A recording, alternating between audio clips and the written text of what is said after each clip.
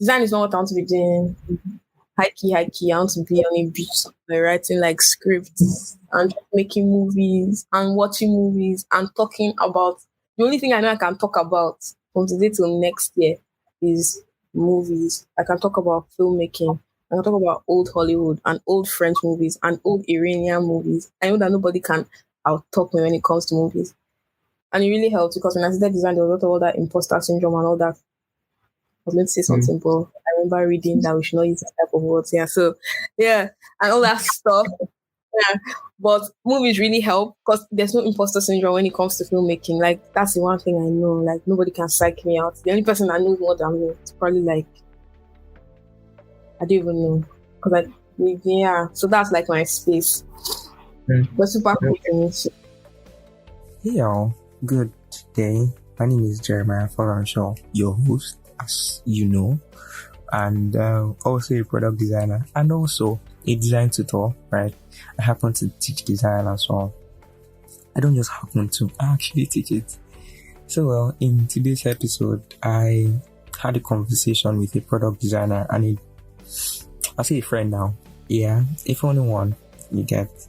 I found her to be an interesting person. Really interesting. I want to believe that. In fact, from like the introduction, you already can tell how interesting she is and how unique she is. So well, let's get to meet her more and let's know more about her. Hey Hauwa, go ahead. Okay, so my name is Hauwa and I don't even know if I'm supposed to talk about my professional life or just my personal life. I'm going to start with my personal life. So I don't really have a personal life. I don't have a personality. I can't tell you anything interesting about myself. But I'm a computer engineer. Nobody can come anywhere and ask me anything about computer engineering because I actually don't know. Not like I don't know what I did in school. It's just what I did in school is totally unrelated to anything that goes on in the real world. So that knowledge is pretty much just sitting there. I studied computer engineering for my undergrad. I studied computer engineering for my postgrad. I'm supposed to graduate next month, so don't worry. I'll send you invites to come and then what else? Okay, again, like I said, I like movies. I watch a lot of movies. I like indie music.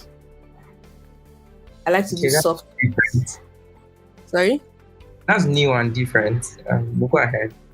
Yeah. I like soft, sad indie music. I remember one time I was in uni and there was this phase where I won't go to class. I'll just be on my bed listening to like sad indie songs from morning till night. I'll just be crying by myself for no reason. So yeah, I like indie music. I like to write. I wrote a book, really sad book. I've written a lot of books, so I like to write. I like to read. I know so many poets and so many. I think for a while, all I used to do with my allowance was just buy like very old books, Oscar Wilde, Scott Fitzgerald, Hemingway, and all those type of things. So that's everything about my personal life, basically. Like I said, all I do is basically I just sit at home and read books and watch movies and do design, which is really weird. Then for my professional life, so I'm a product designer, and I started product designing. Is that even a proper way to say it? Yes. I started designing products like 3 years ago, and it's really funny how I started. So I came to Abuja from Zaria the week after graduation, and I knew I didn't want to sit at home, and I really wanted to buy an iPhone 11. What I did was I knew how much it was, so I was telling myself that even if it's 10k salary, even if it's a job that pays me 10k, I'll take it and just save all the 10k and buy my iPhone 11 and quit. So, and I knew I liked design, but I didn't know anything about any type of design. But I just knew I liked design. So what I did was I just went online and I Googled design, and then every single job ad that I saw, I just applied. So I applied for so many. But then COVID came and blah, blah, blah. What's it called? Everywhere shut down and stuff like that. Then I think a month after, it was in November, this company reached out to me and they said they wanted me to come and do an interview for a product designer role, a junior product designer, an intern product designer position or something like that. And it was really funny because I still did not know what product designers did. I just applied because I liked the title. It was fancy product design. So I went online and I was aggressively Googling. That's like my superpower. It's like aggressively researching stuff. So I went online. I was just googling different things and trying to get myself ready for the interview. And then I figured out what product design was. I couldn't do it. I had never done it, but I knew what it was. Designing websites, basically, after I saw online. And I'm like, it's not that one. I can't do it. So I went for the interview. I was really hyped. I even bought this mask set. And funny enough, I still have the mask set with everything complete till today. It's like my favorite tool. So I bought this mask set. I can't remember the name. I would have done product placement just now. But that's their luck. So I went for the interview and these guys were there. And another thing I'm really good at is just telling stories, right? And just lying. And not really lying, but I say so many words, right? It's very easy to convince people I know what I'm talking about, even when I don't. So when this interview, I was sitting down, I remember the guy was wearing this sweater. And I remember that morning I was wearing a dress. I don't really wear dresses, but I wore a dress that morning because I was feeling ceremonial. And as I was entering the car to go for the interview, my dress tore. That was proof that dresses. Anyway, so I got to the interview and the guy's talking to me and he asks me about color theory. And of course, I have no idea what he's talking about, but I watch a lot of movies and there's color theory in movies. So I use the color theory from movies. Basically, everything I did that day was everything I knew from movies. He asked me about composition. I did not know what composition meant in relation to design, but I knew what composition was in relation to movies. And I felt, okay, design is the same thing. I just use the same concept. And I did. And it was funny because after that, they told me I had gotten the job. And I laughed because I just came there and I just said nonsense and I didn't know what I was doing and I got the job. And I liked, at the end of the day, I realized the job was pretty trash because they did not pay my salary and I had to lie to them that I had COVID so that I would quit. But anyway, they gave me 3 days. I'll never forget my life. They gave me 3 days to design an entire app and I was an intern. How does that even work? I was so overwhelmed. And they didn't pay my salary. They kept on holding it. And I think it was 40K. And that's all the money for my iPhone 11. I don't know what they were saying. If they're not giving me the iPhone 11, I just told them, sorry, I have COVID and I'm in isolation center. So I can't come to work again. He said, I hope you're all right. I'm like, yeah, I'm good. Just, you know what, don't hold that spot for me. Don't worry about it. I'm taking time off. And that was the end. Then after that, I went for NYC and then I got my first internship job again. And then from there, I got my first job and I got my second job and I got my third job. And I think I'm on my fourth job now. Yeah, a true Gen Z person. I don't stay in one place. So that's everything about my professional life so far.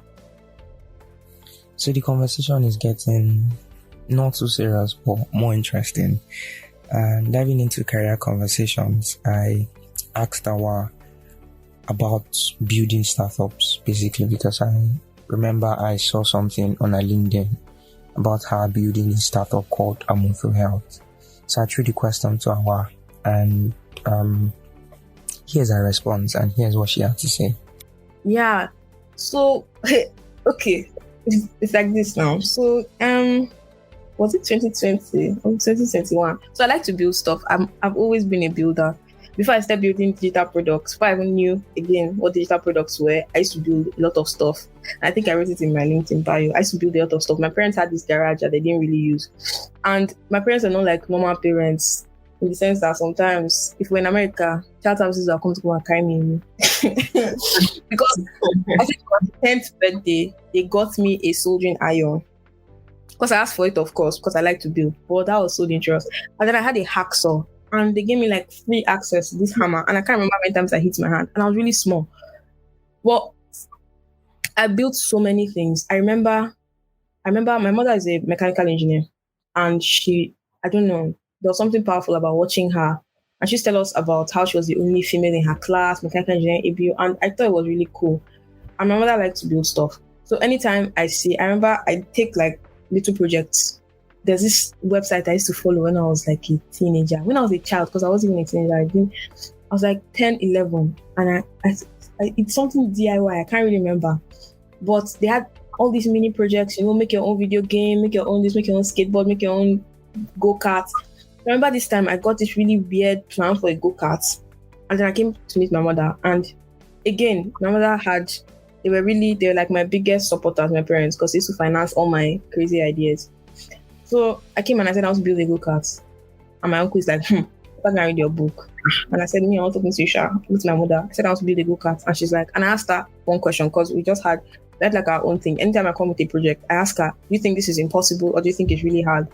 And when I brought the go-kart idea, she said, yeah, it's not impossible. It's going to be really hard. But she would build these things with me, right? And she'd like put me through. So I was really inquisitive, and I remember telling her even then when I was young that I was going to invent something and to be very great and to change the world and blah blah blah.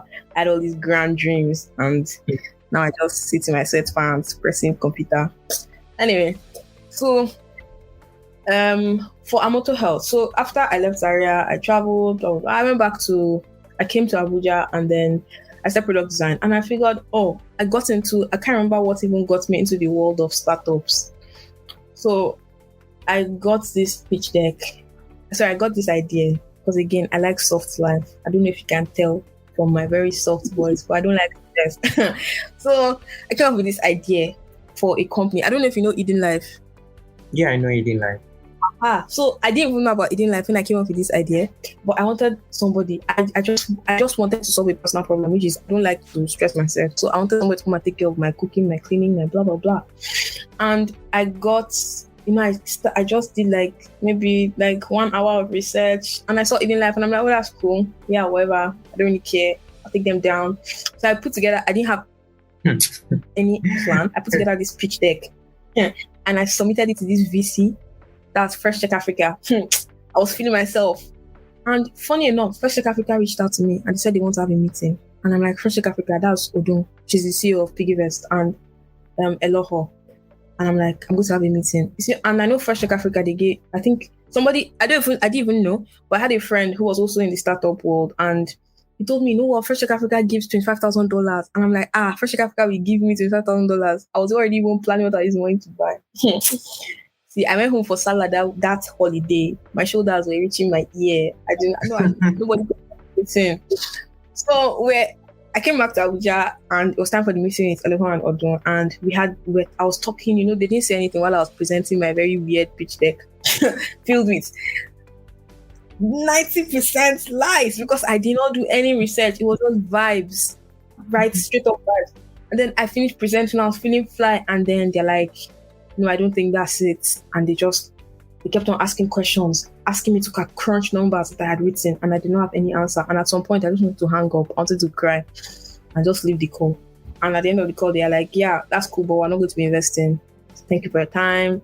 I think you need to go back to the research. I think it's not even a problem. They just gave me a lot of feedback. And later I ended that call.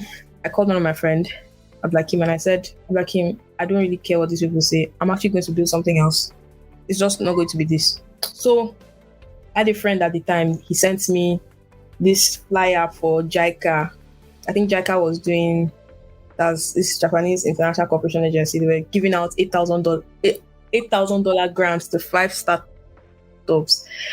So I came up again because I had already gotten feedback from Odun, and I had already done some research. I already knew.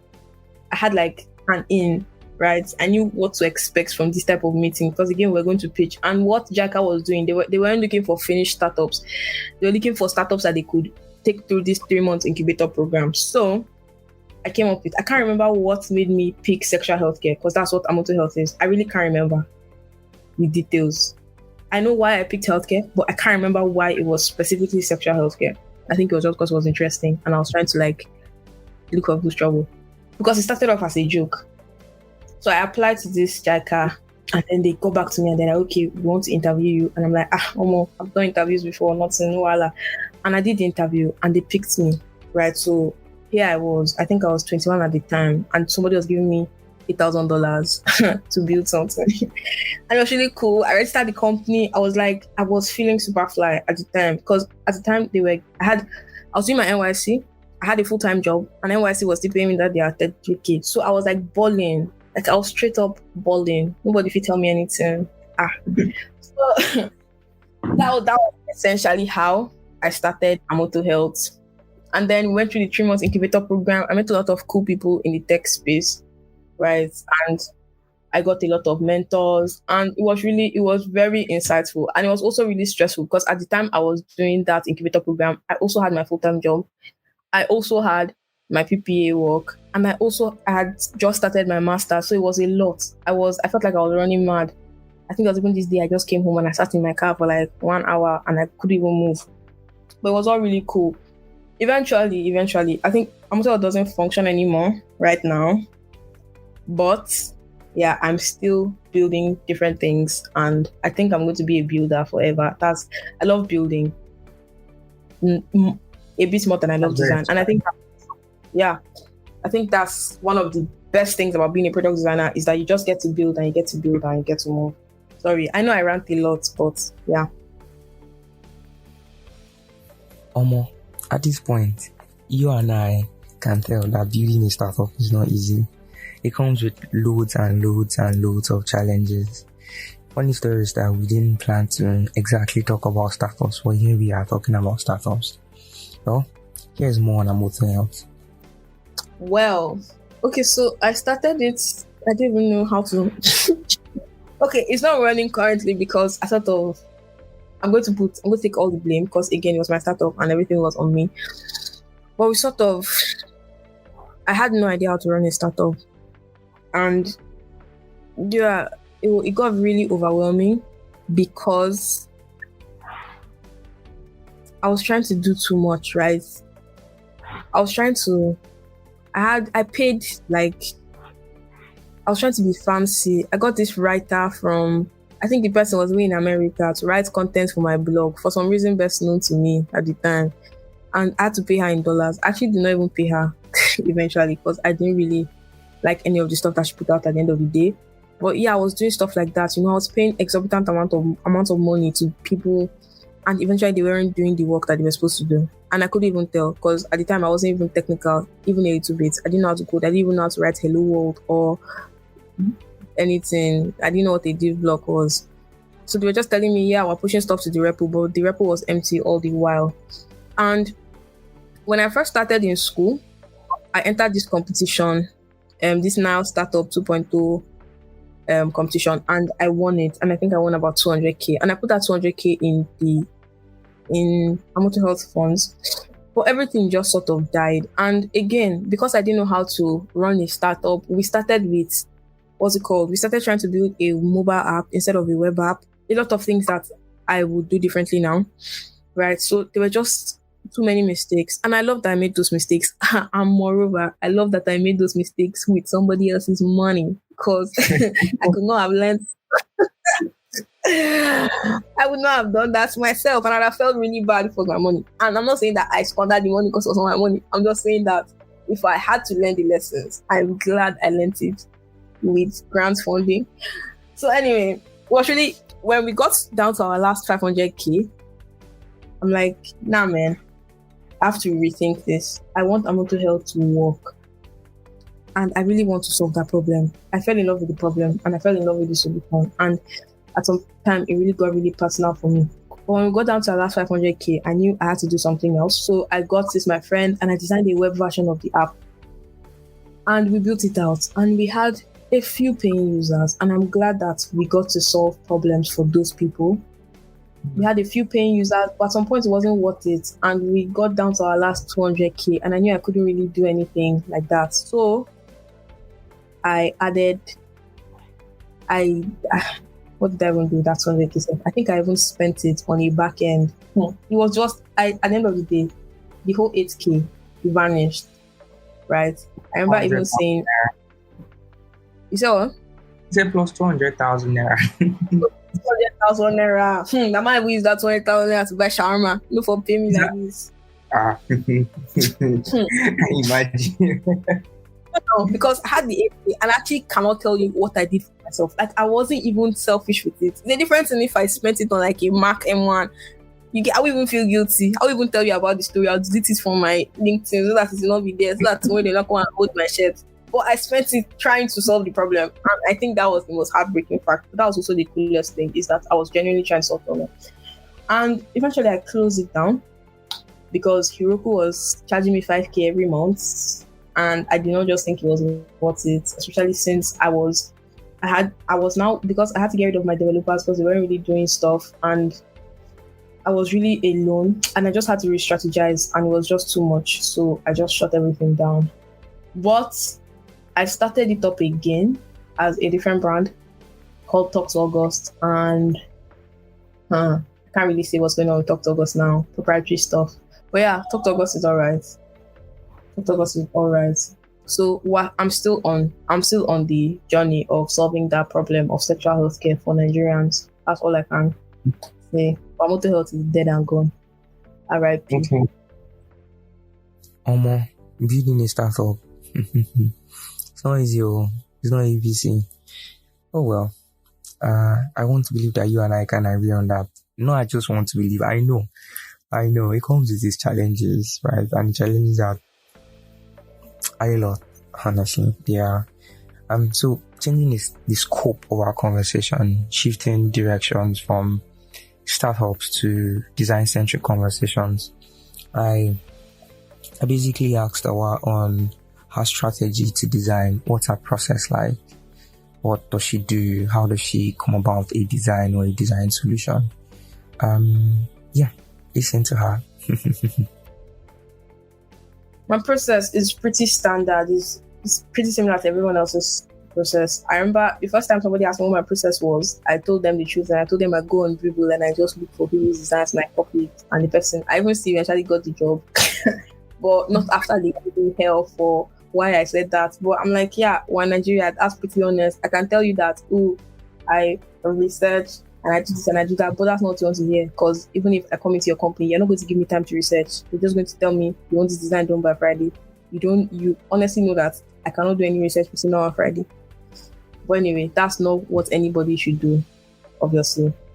So my own personal design process, if I am working on a product, for example, when I was working on my startups, I actually took the time to complete the entire design thinking process instead of just skipping, because I was my own stakeholder and I knew what I wanted. And again, it was a startup and I really needed to understand the problems people were facing. So for me, it just starts with that, trying to understand the problem, right? Just get as much information as I can get. I really don't think that I think the most important tool a designer can have is information. And I think one of the most important skills a designer can have, again, is the ability to ask proper questions and the ability to find like the right answers and things like that. So I ask all the questions that I can possibly ask, even the questions that feel like they are insignificant. I ask them so that I am armored with as much information as I can get. And then I sort of sit down and I put all these pieces together and I remove from the empathy stage to the define stage, and you just sort of, what does all this mean, right? Okay, BC says she cannot access sexual health care because there's no clinic near her, or because she really just doesn't want anybody to know she's out there in the world, like doing what she's doing. And so I define the problem, and then I just sort of try to come up with a specific solution. And I have this formula for defining the problem, which is X happens. Sorry, let me think about it, because I'm saying something that does not make sense now. Okay.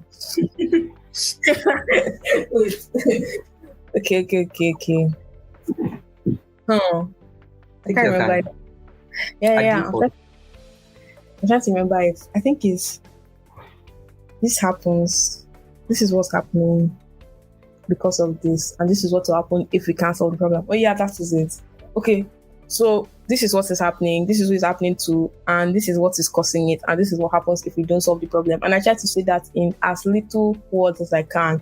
So BC people in northern Nigeria, let's say, very weird. This is not accurate, but let's say people in northern Nigeria find it hard to access sexual health care because of so and so, and then this causes them to have so and so. It is very simple. So in your problem statement, I've sort of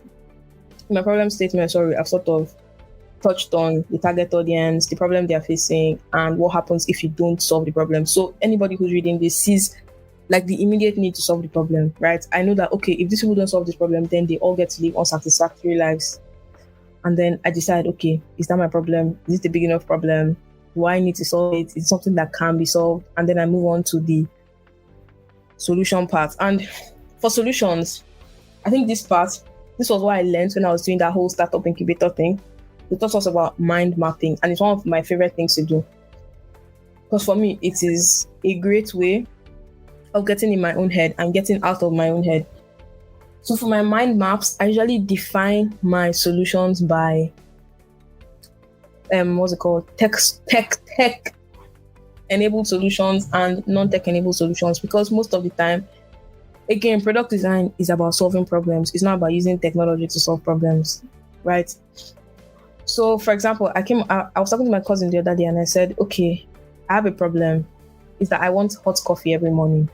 Give me a solution. And she's like, give me a solution. And we're talking about it in the context of products and building products. And she's like, okay, you build an app for this and that. And I'm like, that is a tech-based solution. It's not necessarily the best solution.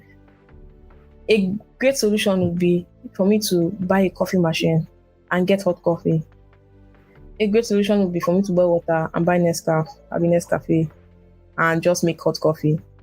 I don't necessarily need to build an app just so that I can order coffee that we get to make cold and start thinking about all the logistics. So I like to really differentiate tech-based and non-tech-based so that I really know whether the tech-based is where I want to go or if I can really just solve this problem without using technology. And just because I don't use technology doesn't mean I'm still not designing a product. I'm still designing a product, just not a tech product. Yeah, so I sort of just draw the mind map and it goes on and it goes on and I define. And what I learned from the incubator was sort of just to gather all of them and try to see how I could marry all the ideas together, which is what I do next. And then I go to my favorite part, which is just sketching stuff. So I think mid last year, I bought this really cute iPad. And I don't like to sketch. I've never liked to use Figma for low fidelity prototyping. I think it's a waste of time. Personally, of course it's not a waste of time, but personally, I just really don't like that process of but then I said someone sharing that thought, but then me saying it because I actually teach people to design and I teach people to do low fidelity wireframe. So let me just hold on and talk. Go ahead. Yeah, so I really don't like it. I don't like it very much. I've tried it, but I feel it takes almost as much time as a high fidelity wireframe would take, and eventually I just don't see the point. I cannot iterate as fast as I'd want to. And I'm really good at sketching, so it's not as if my sketches will look bad, right? And since I use Procreate on my iPad, I can really just send my designs to my laptop. It doesn't take more than 2 seconds and it's gone. So what I do is I sketch my ideas on my laptop, on my tablet, and then I share it with whoever it is I need to share it with. If I need to test it on other people. I remember for Amoto Health, because it was the first time I was really doing user testing, I got a bunch of people. Like I paid a guy to share 1 gig to 100 people just so that they will participate in my surveys and my testing and all those things I needed to do.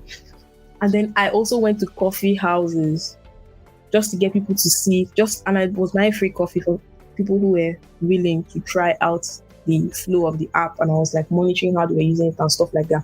So I really felt good when I was doing Amoto Health. I think I have an Amoto Health case study, which I should really put back on my portfolio because it's not there now, because I really did a lot of work for that product.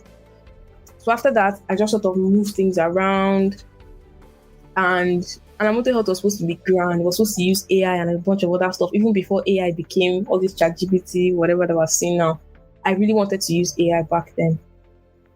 So yeah, after that, what did I do? Also, what do I do? Yeah, so then I go to high fidelity, and that's when I go to Figma. I remember when I did that interview with that fancy New York guy, he told me that I asked him what a typical day in their office would be like. And he said, a typical day is you get to attend a bunch of meetings, you get to do a bunch of interviews. And if you are lucky, you get to go on Figma.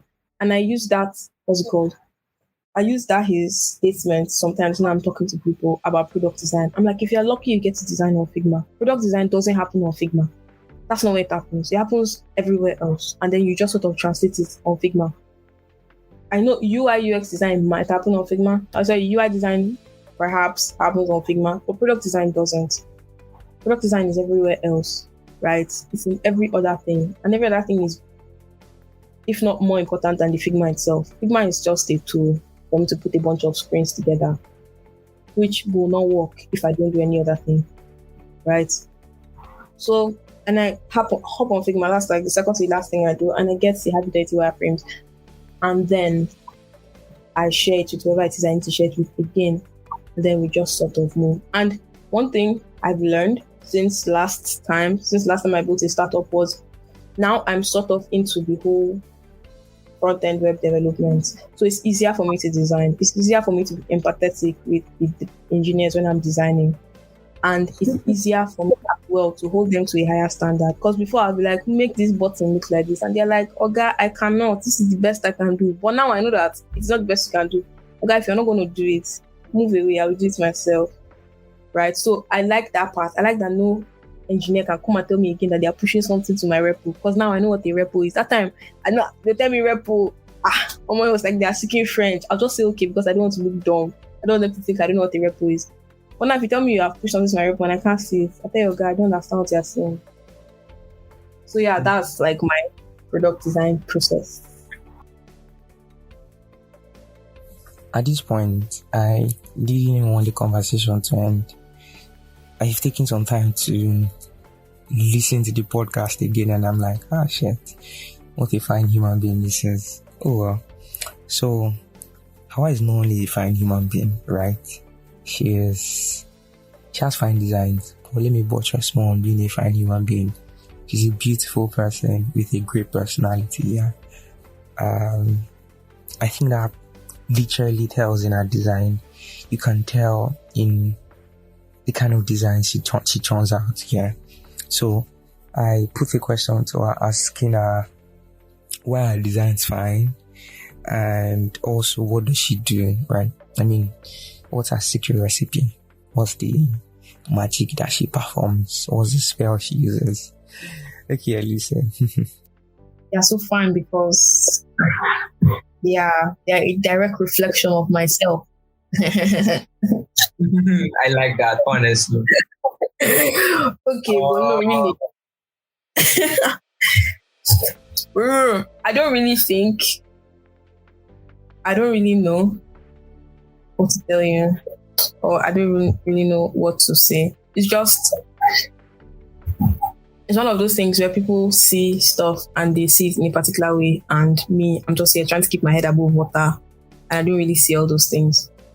But there's sometimes when I design and I look at my design, because I did this design last week and I looked at it and I'm like, I'm such a bad guy. But I think that I'm about to go on like a self-praising, 3 minutes of praising myself. So you might want to brace up. So I think I pay attention to detail, right? And that was a comment I got during my first internship ever, is that I paid a lot of attention to details, like the really small details, these nuances that nobody else wants to notice. And I can tell when something is like 2 pixels off, or if this thing doesn't really just flow. So all those really tiny details, when it comes to product design, I just really like them. And again, I think a grand part of my product design journey is the fact that I love to build and I love to solve problems. And I think it just sort of reflects in everything that I do. I try not to take up projects that I don't feel passionate about, because I feel like the passion sort of shines through whatever it is that we are doing, right? If there was a time I got this product and it was really weird and I knew it wasn't going to go anywhere because the guy obviously hadn't done his research and it just didn't feel like it was going to work. But then I tried to do it still and I just wasn't feeling it and I had to drop it eventually, right? And then I picked something that I love, which is healthcare. Most of my work and most of my designs are in the healthcare space. I'm not a fintech person.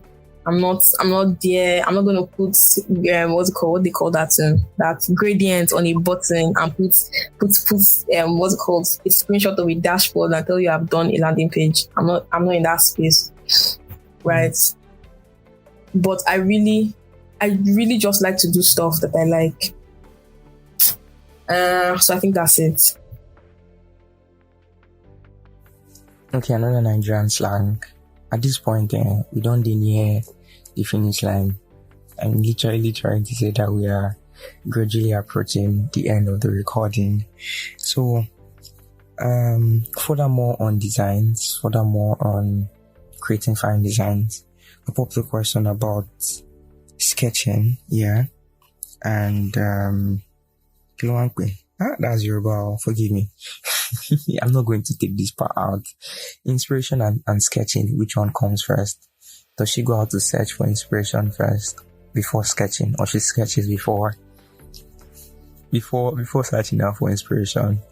Let's listen. Inspiration. Well, personally, it depends on what I'm designing, right?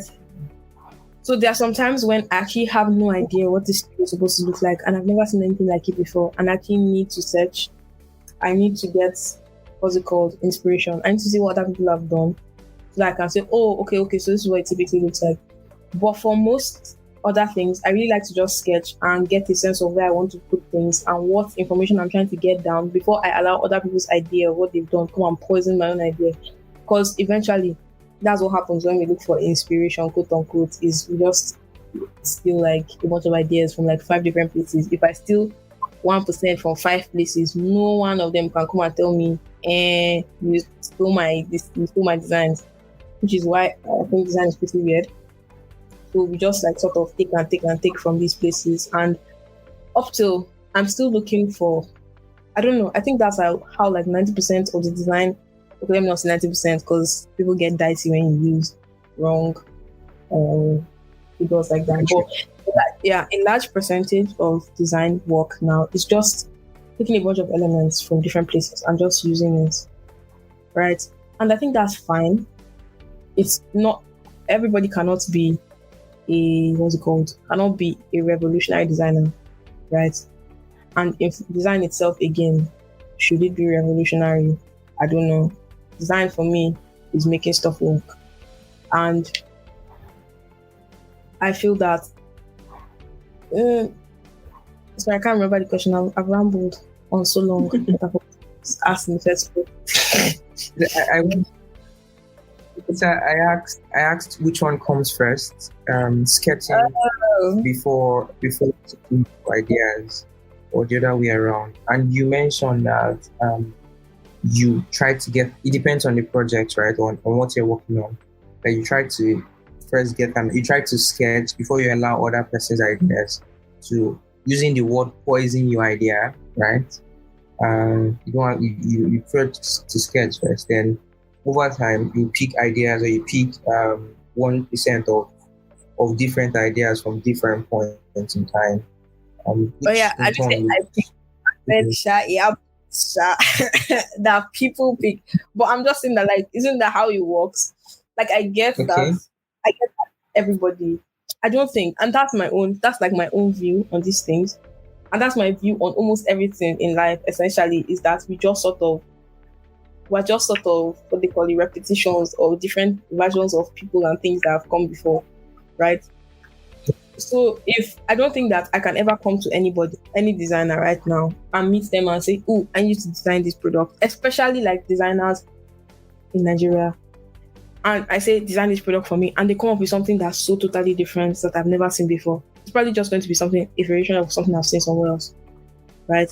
But it's going to have like, it's not going to be 100% something I've seen somewhere else. It's going to be like 10% and 10% and 5%. So for me, I feel the best way to sort of avoid that or to limit it is to get out your own ideas, even if it sounds or seems very wacky when you're designing it or when you're sketching it. Just get something down, right? And it becomes easier. It becomes easier to not sort of steal when you are looking at other people's work and things like that. But if you have no idea, if I have no idea when I'm designing, it's really easy to just copy somebody else's design. And I don't like to do that. It adds to imposter syndrome, and that's another thing. That's like what I feel is like a major contributor to imposter syndrome, is because everybody knows that what they're doing is not unique, right? If I'm writing something and I know that this thing is 100% to me, I'd still feel a little bit off, because I feel like, okay, that's the fact that this is 100% me. I don't think that these words are as great as everybody else's words. But it's even worse if I steal somebody else's words. I'm like, oh, I didn't even do this myself. Okay, can anybody else notice? This is not good enough. This is fake. This is not me. I'm living like a fake life. You get? So yeah. Knock. Okay, small interlude. Nothing too serious. So I strongly believe that you've basically enjoyed the conversations we've been having, right, from start to this point. This is like a mini break. And firstly, I would want to, let's say, indulge. I'd just like to tell you to share this with your friends and families and neighbors and enemies also. Share this and follow us on our social media handles at the designers _HB. At the designers without an apostrophe _HB. And be glad to have your followership and membership maybe. Enjoy, guys. Cheers. Some of the struggles, I think the first one is, again, up until now, I think I still suffer. I won't say suffer, but yes, I still deal with imposter syndrome. I think it's just always going to be there for me. I hope it's not always there because it's really annoying. But something weird happens when before I start a product or a project, I really don't want to start it. And I cannot see myself ever starting it. And I feel like a fraud for even taking the product in the first place. But the minute I sit down and I get into the project, I'm like, God, I'm so smart. I'm like the smartest product designer. Okay, that's what I'm thinking. I'm not praising myself. That's what I think when I start the product. I'm like, I'm so smart. I'm the smartest product designer since sliced bread. Like, why didn't I start this earlier? And that's what I always feel. So currently, like now, I have like a product that I'm supposed to start, but I haven't started it because it feels overwhelming. It's a lot of details. But I know when I start it, I'm going to be like, wow, this was not as hard as I thought it was going to be. But again, yes, that is one constant thing. It's just feeling like I don't know what I'm doing before I actually start. So that's one. Okay. Imposter syndrome. I think another thing. What you said? Do I want to share what?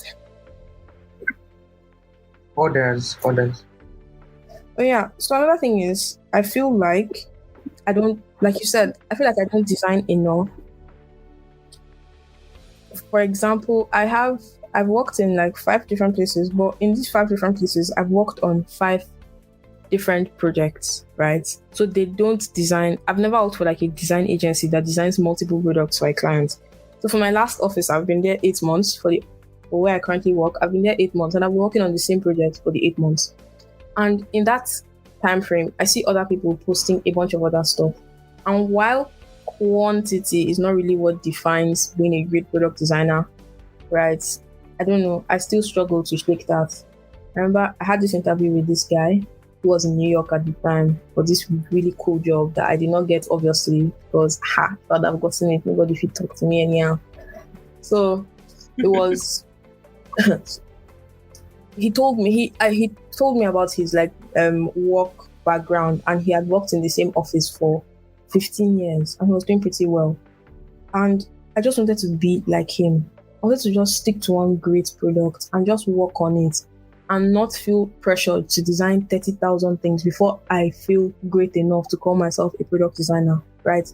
Again, it's not about the amount of things that you design, but it's about product design is essentially, it means you pick a problem and you solve it. It doesn't, if I design 20,000 products that don't actually solve anybody's problem, which is what really happens with Nigerian designers and even designers everywhere, you solve a product, you design a product, you don't test this, you don't even know how people use it, you don't know anything, you just design it and you move. It never goes out to production. Nobody ever codes it, nobody ever uses it. You haven't designed anything because you haven't solved the problem. You just created like art, fancy stuff that people get to look at, right? But if I stay in a company long enough, then I get to see, and I remember that was even the problem the recruiter had with my background. He says, okay, because at the end of the interview, I said, do you have any concerns about my qualifications? And he's like, not about your qualifications, but about the work you've done. You don't have anything that's like, you haven't stayed in one, you haven't followed a product through, right? You haven't designed it and then like watched people use it and taken from that feedback and improved on the product. You haven't done that, and that's essentially what design is. You haven't solved any problem. You've just done a bunch of stuff on Figma. Anybody can do a bunch of stuff on Figma. That's not the deal. So again, that's the one thing I struggle with. So there's no podcast or there's no designers or podcast without talking about achievements, right? There's no recording for this from designers or without we actually highlighting some of the achievements of our speakers or our guests. Hauwa is not even a guest again. She's family, some way, somehow.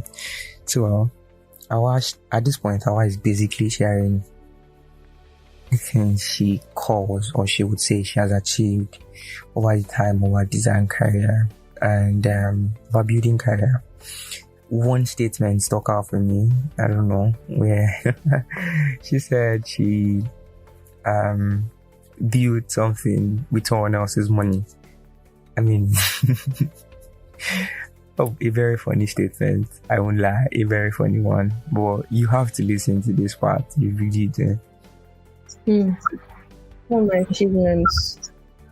Obviously, one of the first achievements I'd say is I built a startup, which is pretty cool. Even though it died, I got like $8,000 at first by myself without any nepotism. So that was great. I love that fact. And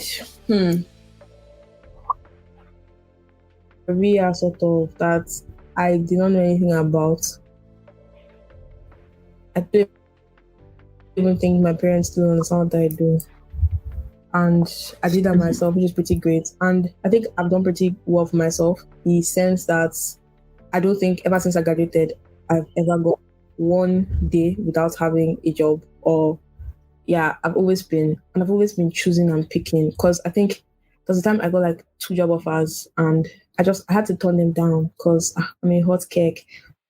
Yeah, so I got my jobs myself and that was pretty alright. And I did great work, and I think at work I sort of do well enough that I'm happy. You know, I learned to code. It was not really myself, but I learned to code in less than a month. I got into that whole space and I started actually coding stuff for work, like actual serious stuff in a month, which was pretty fast and pretty cool, I guess. And I wrote a book. I attended this masterclass when I was in uni by TJ Benson, and it was one of the best experiences of my life. I remember I gathered all my alawi to afford the class, but after that it really helped. And I wrote my first book, and I told TJ Benson after I'd done it, and I'm like, I wrote my first book, and he's like, congratulations, writing a book on any level is really insane. And I think the book is pretty alright. Sometimes I go back because I wrote it a while ago, and sometimes I don't even write that much anymore because I'm too busy looking for money. But sometimes I go back to the book and I read some of the things that I wrote, and I cannot believe that I wrote them, because I don't think that even now I'm capable of writing such grand things, right? And I came up with this idea. I wrote a script for this really cool cartoon, which I will still see through. Inshallah. It was really cool. And I really like that is what I do. And most of all, my grandest achievement is that throughout all of the weirdness in the world, I have managed somehow to remain a kind and decent human being, which I think is a really great achievement. Also, I'm about to graduate from my master's MSc, and one of my greatest achievements for my MSc is that I think last semester I had a GPA of 5.0. Just pretty great, right? It's been an honor, firstly meeting Hauwa and talking to her and getting to know her better and picking her brain once and hearing her crack weird and unique jokes and hearing her talk about sad things in a very funny way. It's been great. It's been interesting. I said a lot already during the podcast. I said a lot, and Hauwa as well, I said a lot more than I have even said. So well. Okay. So my social media everywhere not actually everywhere. On Twitter is This Is Hauwa, at This Is Hauwa. On Instagram, it is Hauwa versus the homosapiens agenda.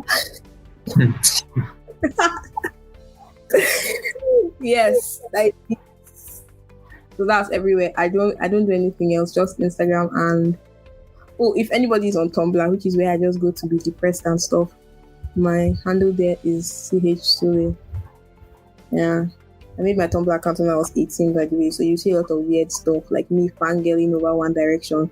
No judgments. My people, I'll see you in the next podcast. Don't forget to subscribe. Don't forget to like. Don't forget to share. Don't forget to follow us. And we're glad to have you. Peace out, guys. Cheers. Thank you very much for having me and for giving me a platform to do what I do best, which is talk circles around everybody and convince them that Oh my God. very much. Yeah, you're very welcome, Hauwa.